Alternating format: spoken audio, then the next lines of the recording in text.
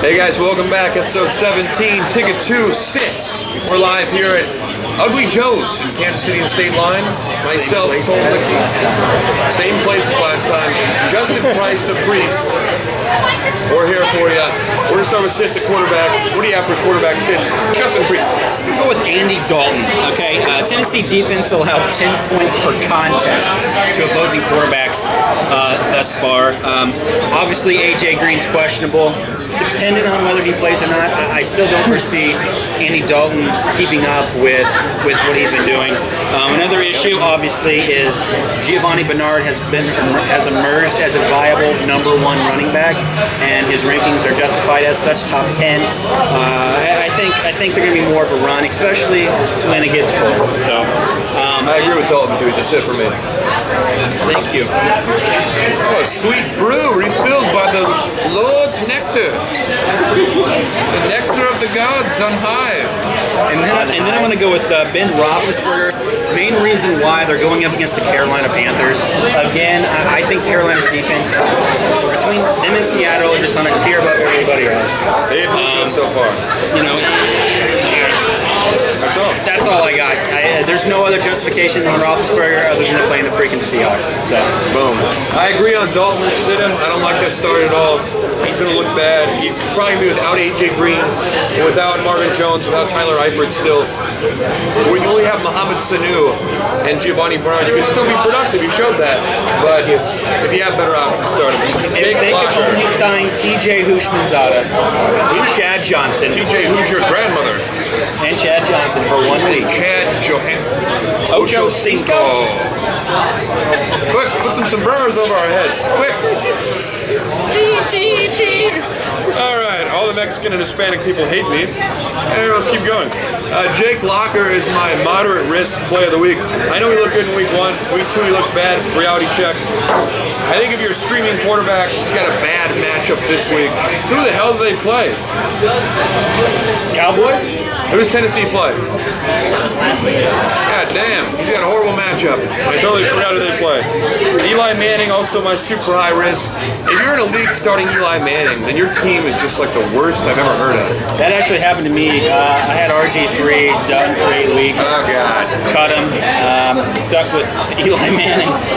Dude, whoever the Giants, the Texans secondary is Dallas good. plays St. Louis. And Dallas, I said, who's Tennessee play? Don't start Locker. No, it's Cincinnati. It's Cincinnati. Yeah, same game. Yeah. I love Cincinnati's defense. And Locker has done bad against the Cowboys, so he's not going to do well against Cincinnati. All right, it's running back time, and the priest is going to start us off. Sorry for our drunken stupor confusion. Frank Gore. Obviously, the emergence of Carlos Hyde is going to set precedence to that, and they're also going up against the Arizona's nasty run defense. Do you know what his teammates call Frank Gore? Frank the Spank. Carry on. Fair enough. And then again, I got Trent Richardson. Why the fuck does people own him in fantasy still? He is absolutely atrocious. You could own him as like a number 4 or 5 running back. Well, I get that, but here's the thing. He has no. I mean, he gets what, 6 points a game. He's guaranteed for 6 points. If you need 6 points, good, start him. Again. He looked good this last game, but the run defense against Philadelphia is probably the worst. Yeah, and Ahmad Bradshaw is clearly getting everything possible. I like Bradshaw. So he's looking better. I actually picked him up. I don't know how he slipped to me. I'm 2-0 in the league, and somehow Bradshaw slipped to me. You got him in one league, I got him in one league. And it's just, how? The lords of fantasy football were watching over you with their large bosoms and firm backsides. All right, now I'm going to run the running backs here myself. I'm going to go any Falcons running back. That's obviously a Thursday night game, though, so if you watched it last night, you probably saw they both sucked. We're recording this Wednesday, though. Doesn't Steven Jackson still appear on the undroppable list for ESPN? Oh, we got to rip on that. Good point. Thank you for bringing that up. We alluded to it earlier. Matthew Berry and ESPN. Why was he ever in the beginning of the season to begin with? He's still undroppable. No, he was droppable a couple weeks ago. Billy dropped him. I picked him up. I wanted to get rid of him this week to get Jeremy Hill, and I couldn't. No! Alright. So yeah, don't start Steven Jackson, don't start Rodgers, don't start Freeman, don't start Smith. There's 4 running backs there. It's too unpredictable. The only way they do well is if Jackson finds the end And then, zone. of course, the Chargers. Don't start any Chargers running back. No Chargers backs. No this Woodhead, week. no Donald Brown, no Ryan Matthews. Well, he's injured, so it doesn't matter. Yeah, Matthews is out. Donald Brown's a good sneaky daily leagues play. He's $3,000. He's cheap as hell. Woodhead is 45 on FanDuel. But Woodhead PPR though. Yeah, but I wouldn't rely on either of them in a 10-team standard league. True. No, not standard league. PPR, they got some value. Yeah, and I still don't even know. It's a new system there. So those are my running backs to sit. Receivers now. Priest, start us off. Kelvin Benjamin going up against the Steelers defense, giving up the 6th fewest points to fantasy wide receivers. He is a rookie. Rookies are unpredictable. Who was the last rookie that's been a viable number 1, number 2 option? Megatron, 7 years ago. I mean, few and far between is my point. Don't expect much from Kelvin Benjamin. The matchup's not good. If you have him, sell, sell, sell. I'm going to go on a limb and say Emmanuel Sanders here as the 2nd wide receiver. Again, the Super Bowl matchup. Sanders. The Super Bowl matchup. Julius Thomas and Emmanuel Sanders have had the most targets for the Broncos, but the touchdowns are going elsewhere. It's a tight ends. Yeah. Well, I said Demaryius Thomas. I'm sorry. Julius Thomas is the one that's getting all the touchdowns. So, yeah, exactly. And Tammy got one last week. And Jacob Tammy got one. And maybe even Monte Ball and whoever else crappy running backs they have. The point is, they're playing the Seahawks again. Don't set them. Yeah, you still have to start Sanders, I think, as a flex, maybe. I still have him starting, even with Welker coming back, because he's going to catch a lot of balls. I forgot the emergence of Welker from the suspension. That's why I had him on the sits. Oh, yeah, exactly. Yeah, that makes his value a little lower, but I still like him as a flex at least. Maybe wide receiver 2, but that's low end. I have Julio Jones. I guess that's a game Thursday. I love Ultron Burner, so who knows? I could be eating crow instantly this week if Jones does well. But I think Burner's going to shut him down. True. I think he'll shut him down with the Bucks. So it already happened, so you let me know on Twitter. I got Marcus Colston. Until Colston does something, if he has a 0-catch week again, I'm going to kill him. I thought you were really high on Breeze this week. I'm Who is super going to high catch on the Breeze. touchdowns if Marcus Colston is not getting the You ball? don't even need him. You can go to Stills is coming back. Jimmy Graham. Brandon Cooks, Jimmy Graham, Pierre Thomas, even Kyrie Robinson can catch a little bit. Colston could have a big week, but I'm not going to start him in any league until he does. Has a semi-good week.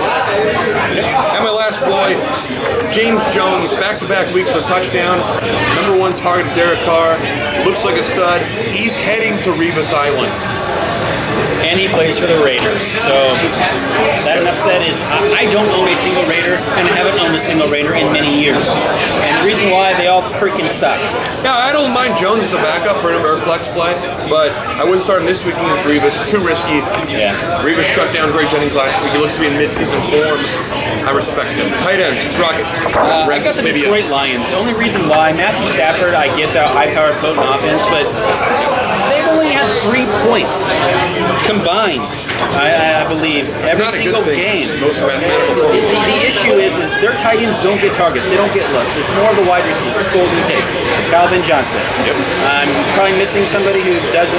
Basically, it's a 2-headed monster. And of course, you got Bell and Reggie Bush. So, but yeah, with Foria, Pettigrew, and Ebron, and Jamal, screw it. yeah, there's no value in all 3 of those. Just much like the Chargers running backs, they're all the same. Who's going to get it? I agree with that. I have Vernon Davis. He's probably going to play, or he's probably not going to play. He's going to be hurt, I bet. I imagine. I own him. Even if he does play, though, he's the one guy I don't consider a stud. If he plays, bench him this week. Let him test out the ankle first before you put him in your lineup. He was on crutches. What if it is a Brandon Marshall-esque performance on a broken ankle? There's a difference. Marshall's a top 10 receiver. Vernon Davis is a top 10 tight end, but he's like 5'6". He's not a Graham. He's not a stud tight end. He's a middle of the road tight end. There's a lot of better options. Owen Daniels, Ravens, great week in week 2. Don't start him this week. Don't buy into the hype just yet. Pitt is still the man in Baltimore. You shouldn't have picked him up either. Yeah, let honest him opinion. float. Defenses, kickers. I got the Chiefs defense. Yeah, matchup looks good. They do look good, but They look good against the Broncos. is No Sean playing? No, he's out too. but I still don't like him. I don't trust him just yet. We'll see what happens. Patrick Murray's my kicker of the week to bench. Bucks offense sucks. They're gonna have to pass to stay in the game against Atlanta. That already happened though, so I'm eating crow. Tweet us. Have the Tolan ticket.